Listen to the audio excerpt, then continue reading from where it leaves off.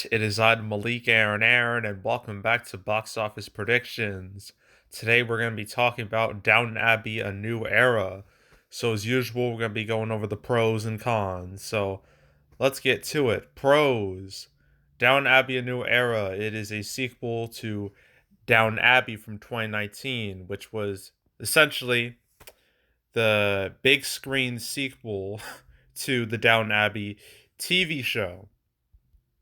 And here is the first Downton Abbey movie. Now, Downton Abbey, the show. I've never watched the show, okay? I am definitely not the target demographic for it. But I do know that it was very, very popular, right? Had a big following, big fan base when it was like, I think it was on two networks in the UK and the US, but it was popular on both. So, it's, when the show ended, they were like, you know what, let's make a movie out of this. And they did right here. And the movie was a big hit. It made nearly 100 million in the States, made nearly 200 million worldwide, which is a pretty spectacular result for a property like this. So you think that, it'll be over, and they're like, nope, we're gonna make another movie. And here we are with the sequel. So yeah, the first, Down Abbey as brand is very strong. The show was great. It didn't fall off a cliff like some other shows. Look at you, Game of Thrones. It didn't have a Game of Thrones esque decline or like just a trash fire ending. It started good and it ended good. And then the first movie, big hit. So yeah, good old brand name recognition from both the show and the movie. So I would consider that to be a pro. Successful show, successful movie, easy, easy pro. So that's pro number one. Pro number two, there's no competition for this movie. There's no direct competition at all. I mean, the month of May is insanely light when it comes to movies. I mean, Doctor Strange 2, that's been out, it's about to reach its third week. So it's pretty much lost steam. Well, it's already lost steam the second weekend. It felt like 2/3. So there's that. And everything else is so old. We're talking like weeks, over a month old at this point. And the only movie that's coming out the same weekend as this is Men, and that is a completely different genre. So there's no direct competition out there. There won't be anything remotely for this target audience until God, Elvis, I guess. That's the closest thing I got. But that's not till late June. So this movie, it pretty much, when it comes to like, I guess competition, this movie is by itself. Like, it doesn't have to deal with anything direct for a long time or even remotely direct. So that's a pro. It won't get too hurt from anything else. Another pro is that reviews for this are quite good. I think it's like an 80-ish%. Maybe it went down a bit. But that's fine. I mean, that's more than fine. That's more than acceptable. And word of mouth seems to be good too. So that's a pro. Any other pros I can think of? I mean, trying to think. I think I cover like all the main things. And yeah, I think that's it. Okay, cons. All right, so this is the sequel to a TV adaptation. That's extremely rare. That never happens. Most of these TV adaptation movies are like one and dones. They don't get sequels. This is one of the rare ones. So it's kind of hard to compare it to anything else, except for one. One literally perfect example. And that movie is Sex in the City. It's very comparable, and I'm about to explain why. So Sex in the City, original show, big hit on HBO, got a movie adaptation in 2008, was a massive hit, made like a $400 million, which for a movie like that is crazy. Then they made a sequel in 2010. Despite the sequel being god awful, it was still a hit, but it took a big dive from the first movie. I'm gonna show you, but I have to like look it up. I don't know why they're using the bad guys as a comparison. Why? They're not even remotely the same. Yeah, Sex in the City. Psh, here we go. So the Sex in the City 1 opened with $56 million. Like, damn. And over 400 million, right? Massive hit. No one can deny that. And then they made the sequel to, you can just see big drop off. Went from like 57 to like 31, which is not great. And went from like 152 million domestic to like 95 million, and like wow, 300 million compared to the 400, and it costs more, so that's not good. So yeah, I feel like we're gonna see a similar situation to that, definitely. uh because obviously with that first movie, all that hype is there, the fans are there, they're ready to see their favorite characters on the big screen again. The hype is there the first time. It's not there the second time. It's hard to recapture that hype again. So, yeah, just being a, I guess, a TV sequel movie thing, it's hard to describe it, but yeah, I don't think that's a great idea. I don't think it will match the original because it lacks that hype. It lacks that initial hype. So that's a con. It lacks the hype because, I'm pretty sure all the excitement was for that first movie, not a whole lot of it for the sequel, just like Sex in the City. So that's a con. Another con I can think of, its preview numbers are pretty darn weak. It only made like 1 million in previews. If you want to compare it to the first movie, going back to it, Downton Abbey. Here we go. Da, da, da, da. Okay, it did like 2 million, 2.1 million in previews. Although it did have another 2.2, but that was like midweek previews. So it was, the whole tally was like 4, but really only made like 2 for that Thursday night. And the another 2 from another few days. It's kind of like what happened with the Batman and Sonic 2, where they had like special midweek showings that were like added into the Thursday numbers, so the Thursday number is bigger than it actually was. Same thing here. So yeah, so initially I was like, "Oh crap, this is so much worse, like by 75%," but it's really 50%, which still isn't great at all.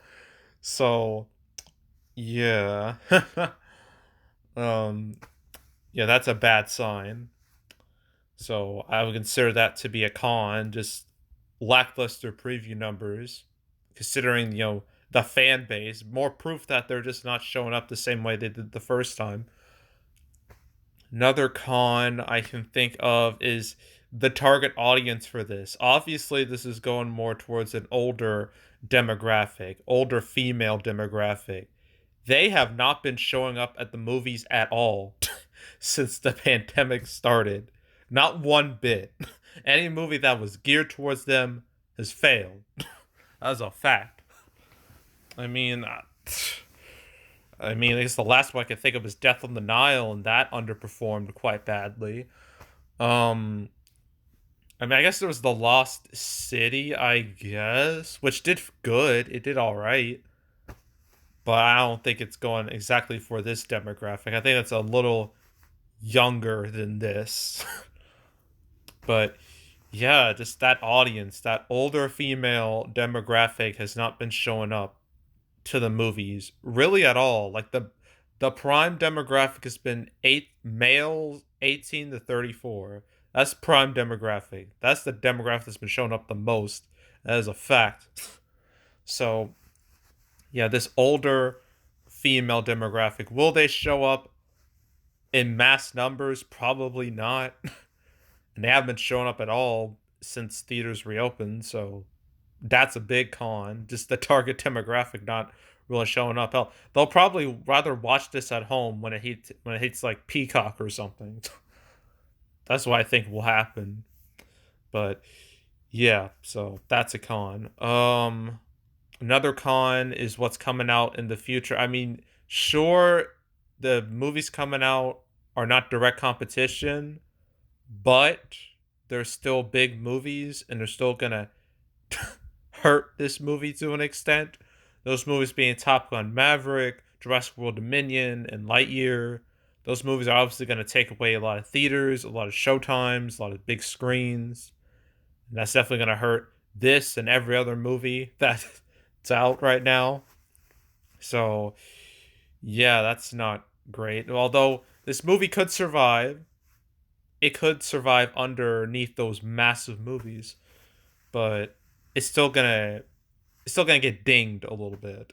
So I'm gonna consider that a con for big movies coming up.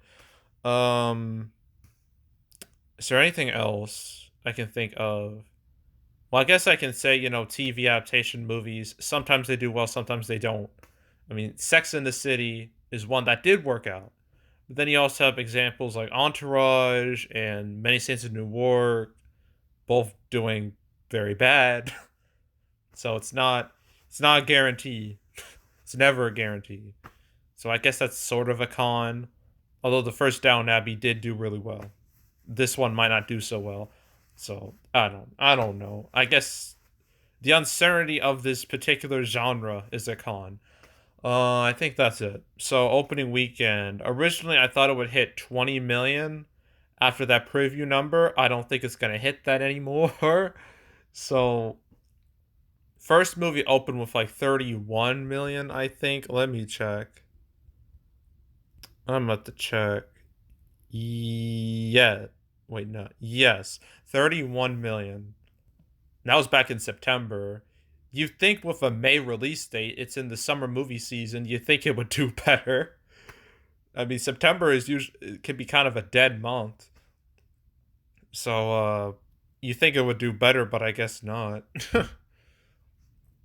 But anywho, so if we're going by the preview numbers, did half as much as the first movie. So I'm gonna stick with that for the opening weekend for this movie. I think it's gonna hit 15 million total. No, 15 million opening weekend. Its total will probably be. I think it'll have good enough legs between 45 and 50 million. Not an awful number. I mean, as long as this movie wasn't like stupid expensive, it's not a terrible number, and it's doing okay-ish overseas. But definitely a big, big, big step down from the first movie, which I'm pretty sure we all expected. So yeah, that's Downton Abbey 2. But I mean, I guess it could have been worse. Like if this is supposed to come out originally in December of last year. If it did, it would have gotten decimated by all the competition, mainly Spider-Man. So it dodged a bullet. So yeah, that's Down Abbey 2. Now we have one more movie to talk about this weekend. That movie being Men, and then that'll be it. And then next week we got the Bob's Burgers movie, talking about another TV adaptation movie, and the big one, Top Gun Maverick, which I'm expecting to be everyone's at this point expecting it to be a monster hit. And then pretty much nothing. I guess Watcher, I guess. I don't know. And then after that, obviously Jurassic World Dominion, and then Lightyear, then Black Phone, then Elvis, then Minions 2, then Thor Love and Thunder. When it comes to quantity, it's going to be pretty weak. Like, I'm literally doing like one movie a week, maybe two at most, for the next quite a few several weeks. So that's going to sting. But at least these movies are big ish, they're important. So that kind of takes the sting off of it. But yeah, stay tuned for all those movie prediction videos. But if you want to watch any of the past prediction videos I made this year, you can go right ahead. There's also the canceled series where I go over all the movies that are supposed to come out but didn't. Down Abbey 2, I covered it twice. It was supposed to come out, like, it was December, and then it moved to March, and then it moved now to May. So I covered it twice. I think the first time I covered it was with Last Night in Soho. I think that was episode 71. I think. Yeah, 71. Then the other one, I don't know. It was at the beginning of this year. I don't remember the number, but I talked about it alongside Mortal Kombat 2. So check out those videos. But if you want to watch any of the other canceled episodes I made, all 127 episodes right now, you can go right ahead. I think the most recent one I did was about a bunch of MGM movies going to Amazon Prime Video. So if you want to watch that or any or any of the others, you can go right ahead. There's also box office recaps where I go over the box office results for any particular month. May recap that will come out that first week of June, first few days of June. So stay tuned for that. But if you want to watch any of the past recap videos I made on the channel, you can go right ahead. And yeah, that's it. That's all. I am out. Goodbye.